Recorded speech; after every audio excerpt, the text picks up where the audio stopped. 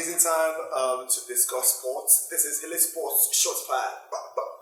My name is Chuka, the Vibeman Chuka Niger, and today I'll be taking you around the whole world of sports, talking about controversies, talking about coaches' reactions, talking about match day optics. A whole lot of things are going to be discussed down here.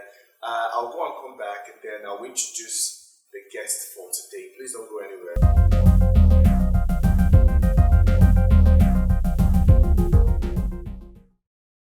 Yes, we're back like we never left. My name is Chuka, the Vibe Man, aka right now it's just Minister for Good Sports.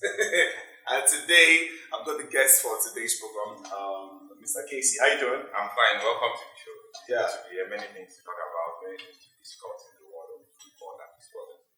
Yeah. And you're looking as bright as Thank you. It's a Monday morning. The future of Manchester United. Like it's all good. But let's not go to England right now. Let's start with Spain. Messi, Lionel Messi, he wanted to quit at the end of last season because of things they felt that was going wrong with the club board decisions. And now he's on the current streak of form, actually, and it's doing a whole lot. What do you think his current state of form will do for the fortune of Barcelona? I think it will change Barcelona's fortune around.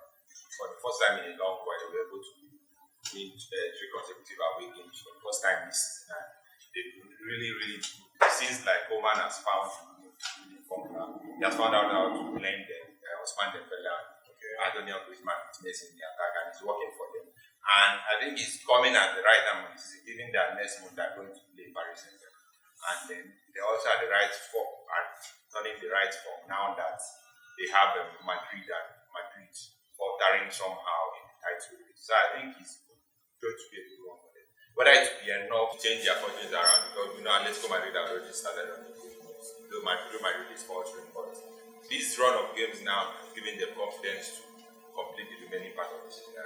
Messi hitting top form. We know that this is one of the worst seasons he has had in his career, but still is the top La Liga goal scorer. So it goes a long way to show that he's done well for himself and he's on top of his game. And the smiles are back too. I've not seen him smile like that. So you think that the pressure to leave is no longer there? The pressure to leave might be there, just as he suggested in his last interview, but we know that he just wants to play for Barcelona this season and then see what happens in June. Okay.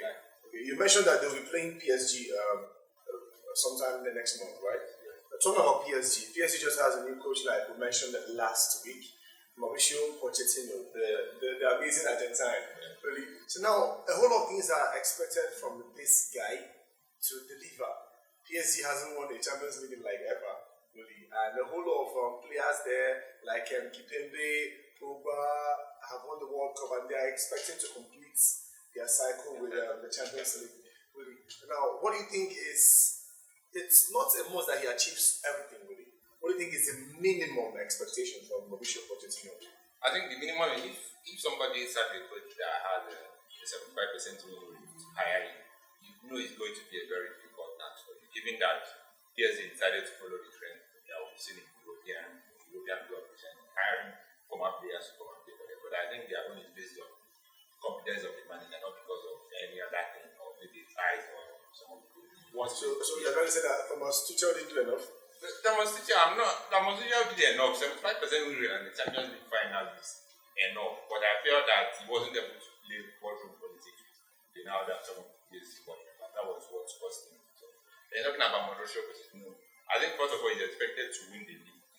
He's expected to win the league this season, and on the long run get to the semi-final of the Champions League, even if he can't win it, so that next season they can build on, because from the contract they gave him 1.5 year contract. So he has until the end of next season to do what he wants to do with PSG. So he has a limited time to achieve that. I know the pressure is on him too. He did enough for Tottenham, but that enough was not enough to win him trophy. So he needs that trophy too, because he's in a position whereby he's rated among the top coaches in the world, but he has no trophies to his name, and his pay salaries is almost the same with Jose Mourinho's of this world, Pep Guardiola of this world. So he needs trophy to show that he really belongs to the league. Okay, so it's not about prospects. You need trophies to actually show who you can. Yes. So now let's head over to Italy now, where it's like Juventus and the Serie A are in a relationship, really. Yes. So do you think AC Milan, cup of the loud-mouthed Zlatan Ibrahimovic, who considers himself a lion at 39, doing the most for AC Milan. Do you think they have what it takes to break that relationship between the Scudetto and Juventus with their current from the season? The thing is every week we come saying that AC Milan will come down. We come saying that AC Milan will come down. But this is game with 17 and they are still on top of it. And they played more than 1 month without Zlatan Ibrahimovic. And they are winning games. Their best goal of the season was last week managed against Juventus. And you see that over the weekend they also won their game while Inter Milan. For me, on a personal note, I think the people that look likely to break the record of the title is going to be Inter Milan. But I'm not ruling AC Milan out. What I feel is that towards February, March, when the Europa League games kick off and the season becomes bigger, I feel they will fall down at some point, giving room for the traditional Atlanta, Inter Milan, and Juventus side. But I still expect them to be the champions in the minimum. I don't think they can keep up that far. Okay, aside the top three, really, when I say top four, because you have AC Milan, Inter Milan, Juventus, Atalanta that impressed last season. Really, what are the other two clubs who have what it takes to give this trophy fight, really, or make it a strong one? Sassuolo on their own are a very good side. I watched them play last night and they were able to give Juve a run for their money. Despite the fact that they had to play for 5 minutes with them.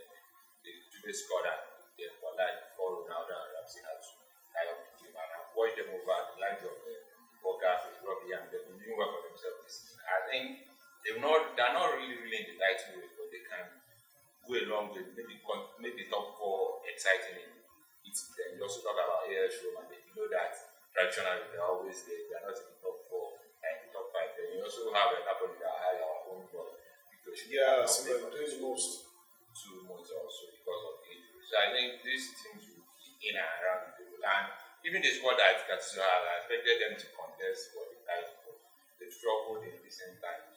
And hope that Tuchel comes back in a week or two to help their cause. Okay. So yeah, it's been an amazing time with Kaycee. We still have a whole lot to talk about here. Don't go anywhere. And now let's talk about this. Hope you're washing your hands because there's a new variant of COVID-19 out there, and it's attacking a whole lot of things. Specifically, particularly our beloved football. Really, it has stopped a whole lot of things. Ronaldo has come out and said that football is not the same with the fans. They feel like animals in a circus. Really. So now, what do you think the future of football holds right now? What do you think holds for the future of football with this new variant of COVID-19 and the scare it brings? What do you think it has to do with the investors, but the whole football in its entirety? I think clubs have accepted the fact that they have to lose money. We've seen clubs like Arsenal and other top European clubs drop some workers from their wage bill and do some things to cut costs. Seen Manchester United have announced losses because of what. And going on long run, there have been suggestions this season by some other and some coaches that the league should end. And my problem with that suggestion is that if the league ends or maybe stops, the virus will not going to fail. So we've already found a way to deal with it. We have to continue trying to deal like that till the vaccine reaches everybody and they're good to go. Because if you stop, we are trying to adjust the calendar again, which is going to be more difficult for these players. I understand that some people it might not be fair given what the world is happening, but truth be told, football is one of those things that make people comfortable. Football is one of those things. A kind of an outlet in times like this, where you can just express yourself and forget about what is happening in the whole world. Okay, so according to you, Kaycee, football should continue. The whole world should just find a way to adjust. Okay, you're still here on Shot Pad, and here let's pause. Yeah, so we fired all the shots. Next week is going to come with a whole lot of new vibes. But before we do that, Manchester United has an upcoming game at Anfield. Like it's going to be fire because Ole Gunnar Solskjaer. It's you're so excited to talk about this because like he's a guy Ole Gunnar Solskjaer. Alright, one of the young guns who are taking over the wheels of coaching and all that. We have so many club legends who are coaching their former clubs. This guy Diego Simeone is doing the most of Atletico Madrid, 2 Champions League finals that he lost unfortunately, and La Liga that he has won. He has also won Europa Cup. Yeah, 1 of 5. So and also Frank Lampard coaching Chelsea, Gunnar Solskjaer He's among the famous class of '99 that won the treble. Really. So now, what do you think their standing would be like after the match at Anfield? Really? That's a good question. That's a very good question. And tomorrow they take on Burnley. Considering the fact that from last week, after the Liverpool played against Arsenal, Liverpool have played only one game. That was the game against Arsenal. We now beat that they won 4-1. Then you also look at the fact that within that period, Man United have played Manchester City. They played Watford over the weekend, and tomorrow they are going to play Burnley. And they still have Arsenal before the month ends. Yeah, they see. I'm trying to talk about the game before. Okay. Yeah, so they have 3 games in between the match. For Liverpool to have one against an Arsenal. So I think that's going to play a huge factor in what happens at Anfield. And I do hope they win tomorrow, because Burnley can be one of those things in the league that can just go there and find a way to just do like one of their stuff. I still remember the loss at the defeat they gave to Man United in January 13. That was last year at Old Trafford last season. So this thing, I hope they get a 3 points tomorrow. But that game at Anfield will be a push too far for Man United. Okay, so let's all hope that Manchester United achieves the whole lot, because it's been a long time coming. 2013 until now, it's like 8 years, man. Yeah. Like, you guys win the trophy, you guys will not die. I'm sure you guys know. So find a way to kind of organize, and the fans, the pressure on the organization is a whole lot. So both on the internet and allow the young guy room to think. Really. So we're here. That's shots fired for this week's episode. My name is Chuka the Vibeman Chuka Niger, and I want to say a big thank you to the guest for today, Kaycee. Big man. Yeah. Blessings to you, man. Thanks so much for coming along. Thank you. To get more of these videos, please don't get this phone alone. Click on the button below to like, view, comment, subscribe, and most importantly, share. God bless you. Meet you next week.